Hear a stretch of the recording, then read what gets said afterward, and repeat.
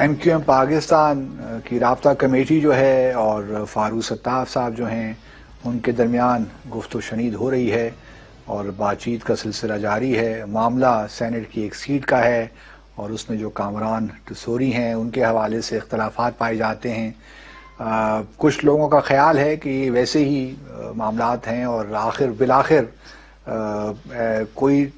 توڑ پھوڑ نہیں ہوگی اور یہ سب مل جائیں گے،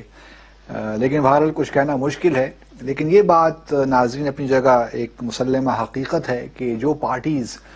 خاص طور پہ ڈیولپنگ کنٹریز میں اور پاکستان جیسے ملک میں نیشنلسٹ پارٹی یا کوئی ایسی پارٹی جو کہ لسانی یا نسلی بنیادوں پہ تشکیل پاتی ہے، جس طرح ایم کیو ایم مہاجر قومی موومنٹ، اس زمانے میں جب یہ 1984 میں اس کو بنایا گیا تھا تو اس کا جو مینڈیٹ تھا وہ بہت لمیٹڈ تھا اور مہاجروں کی فلاح و بہبود کے حوالے سے اس پارٹی کو بنایا گیا تھا۔ لیکن اس قسم کی جو پارٹیز ہوتی ہیں ناظرین، ان کے بڑے ڈائلیماز ہوتے ہیں، وہ ایونچولی بڑے پیراڈاکسز کا شکار ہو جاتی ہیں کیونکہ ان کا ایجنڈا لمیٹڈ ہوتا ہے، وہ اور ان کا جو پرزم ہوتا ہے وہی بہت نیرو ہوتا ہے۔ جس طرح مہاجر موومنٹ کا ایک لمیٹڈ ایجنڈا تھا، وہ صرف بات کرتے تھے مہاجروں کی فلاح و بہبود کے لیے، جو ان کے ساتھ جو بھی ایکسپلائٹیشن تھی، کوٹا سسٹم تھا اور بہت سے ایشوز تھے، ریپرزنٹیشنز نہیں تھی، تو ان کی جو ہے جتنی بھی گریونسز تھیں ان کے ریڈریسل کے لیے یہ پارٹی وجود میں آئی۔ کس طرح وجود میں آئی یہ ایک اور واقعہ ہے، کیونکہ جماعت اسلامی آپ کو یاد ہوگا کہ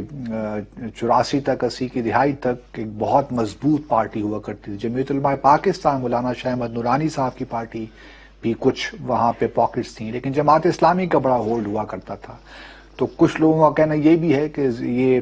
ایک ایفرٹ تھی کہ پارٹی جو ہے ضیاء الحق صاحب کی ایفرٹ تھی کہ جماعت اسلامی کو کمزور کیا جائے کراچی میں اور دوسرے سندھ کے اربن ایریاز میں۔ اس کے لیے کاؤنٹر جماعت اسلامی کو کاؤنٹر کرنے کے لیے ایم کیو ایم کو بنایا گیا۔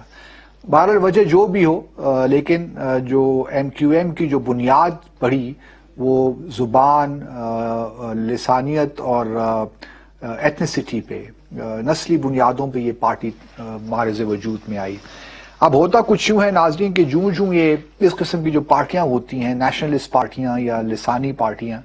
وہ ٹریکشن تو فوراً حاصل کر لیتی ہیں کیونکہ وہ اپیل کرتی ہیں اور ان کی اپیل کو شاید لوگ ویلکم بھی کرتے ہیں، کیونکہ وہ ڈائریکٹ جو اپنے آپ کو وکٹم سمجھتا ہے معاشرے میں یا ڈپرائیوڈ سمجھتا ہے، اس کے گریونسز کی بات کرتے ہیں، تو ٹریکشن بہت جلد ہو جاتی ہے۔ اور یہی ہوا کہ جو ووٹ بینک تھا مہاجر قومی موومنٹ کا وہ بہت تیزی سے بڑھا اور الیکشنز میں انہوں نے اس کا مظاہرہ بھی کیا۔ اور پھر ہم دیکھتے ہیں کہ اس قسم کی پارٹیاں جب ہوتی ہیں ان کی نیشنل مین اسٹریم میں آنا بہت مشکل ہوتا ہے، کیونکہ ان کا جو ایجنڈا ہوتا ہے وہ لمیٹڈ ہوتا ہے، وہ